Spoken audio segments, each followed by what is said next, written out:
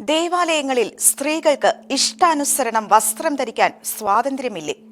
ആകർഷകമായ വിധത്തിൽ സ്വന്തം ശരീരത്തെ അലങ്കരിച്ച് ദേവാലയ ശുശ്രൂഷകളിൽ പങ്കെടുക്കുന്നതിൽ എന്താണ് തെറ്റ്? വസ്ത്രധാരണത്തിലെ അടക്കമില്ലായ്മ പ്രാർത്ഥനാന്തരീക്ഷത്തെയും ദേവാലയ പരിശുദ്ധിയെയും കളങ്കപ്പെടുത്തുമോ? പള്ളിക്കുള്ളിൽ വസ്ത്രധാരണം മൂലം ആർക്കെങ്കിലും പ്രലോഭനമുണ്ടായാൽ അതിനുത്തരവാദികൾ പ്രലോഭനത്തിന് ഇരകളായവർ തന്നെയല്ലേ? അടുത്തിടെ സമൂഹ മാധ്യമങ്ങളിൽ ചർച്ചകൾക്ക് വഴിതെളിച്ചുകൊണ്ടിരിക്കുന്ന ചോദ്യങ്ങളാണ് ഇവ.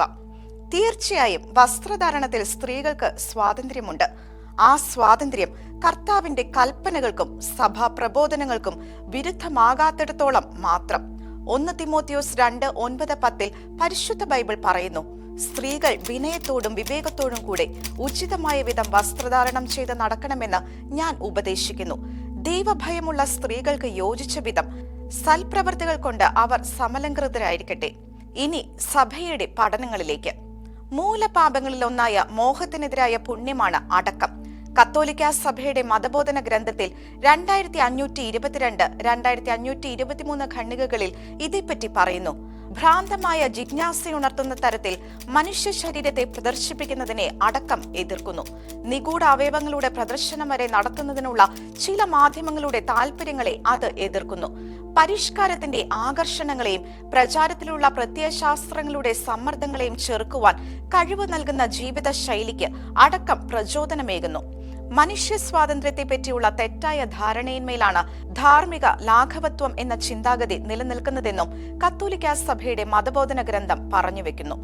വിശുദ്ധ ജോൺ പോൾ രണ്ടാമൻ പാപ്പ സ്വാതന്ത്ര്യത്തിന് നൽകുന്ന നിർവചനം ഇവിടെ പ്രസക്തമാണ്.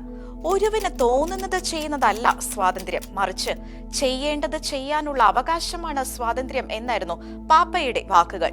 വസ്ത്രധാരണം കൊണ്ട് മറ്റുള്ളവരെ ആകർഷിക്കാനുള്ള ആഗ്രഹത്താൽ വിഡ്ഢികളാക്കപ്പെടുന്ന സ്ത്രീകളുടെ അന്ധതയെ എത്രയധികം അപലപിച്ചാലും മതിയാകില്ല എന്നായിരുന്നു ബെനഡിക്ട് 15 പാപ്പ ഇതേപ്പറ്റി പറഞ്ഞിരിക്കുന്നത്.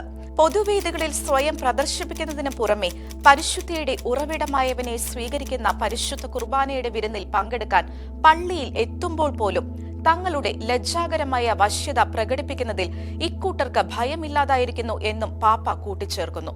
സ്ത്രീകളിൽ അടക്കം നഷ്ടപ്പെടുന്ന നാളുകളെപ്പറ്റി അവർ ലേഡി ഓഫ് ഗുഡ് സക്സസ് ഇക്വഡോറിലെ ക്വിറ്റോയിൽ മദർ മരിയാനയ്ക്ക് പ്രത്യക്ഷപ്പെട്ട വ്യസനപൂർവ്വം നൽകിയ സന്ദേശവും ഇന്ന് കാലിക പ്രസക്തമാകുന്നു. അമ്മ പറഞ്ഞു, കുട്ടികളിൽ നിഷ്കളങ്കതയോ സ്ത്രീകളിൽ അടക്കമോ കാണപ്പെടില്ല. സഭയുടെ ഈ നിർണായക നിമിഷത്തിൽ സംസാരിക്കേണ്ടവർ നിശബ്ദരാകും. ദേവാലയം ദൈവത്തിന്റെ ആലയമാണ്. പതിനായിരങ്ങളിൽ അതിസുന്ദരനായ നമ്മുടെ കർത്താവ് പരിശുദ്ധ കുർബാനയായി സ്വയം മുറിച്ചു വിളമ്പുന്ന പരിശുദ്ധ ഇടമായ ദേവാലയത്തിൽ ആ പരിശുദ്ധിക്ക് ചേരാത്ത വിധത്തിൽ കർത്താവിൽ ആത്മാവിൽ ലയിക്കേണ്ട പ്രാർത്ഥനയുടെ നിമിഷങ്ങളിൽ തനിക്ക് തന്നെയും മറ്റുള്ളവർക്കും തടസ്സം സൃഷ്ടിക്കുന്ന വസ്ത്രധാരണം ഒരിക്കലും ക്രിസ്തീയമല്ല. പ്രലോഭന ഹേതുവാകുന്നവർക്ക് ദുരിതമെന്ന തിരുവചനം ഇക്കാര്യത്തിൽ ഒരു മുന്നറിയിപ്പാണ്.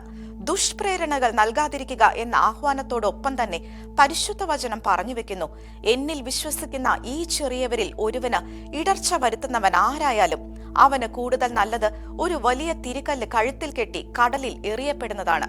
മറ്റുള്ളവരിൽ മോഹമെന്ന പാപത്തിന് വിത്ത് പാകുന്ന തരത്തിലുള്ള വസ്ത്രധാരണത്തെ പരിശുദ്ധ ബൈബിളും സഭാ പഠനങ്ങളും വ്യക്തമായി എതിർക്കുന്നുവെന്ന് മേൽപ്പറഞ്ഞ ഉദ്ധരണികളെല്ലാം നിസ്സംശയം ചൂണ്ടിക്കാണിക്കുന്നു. മറ്റൊരാളുടെ ധാർമ്മിക അധപതനത്തിനിടയാക്കുന്ന വ്യക്തി സ്വാതന്ത്ര്യവാദികൾ അനുതാപത്തിലേക്ക് തിരിയാത്ത പക്ഷം കർത്തൃസന്നിധിയിൽ കണക്ക് ബോധിപ്പിക്കേണ്ടി വരും എന്ന് ചുരുക്കം.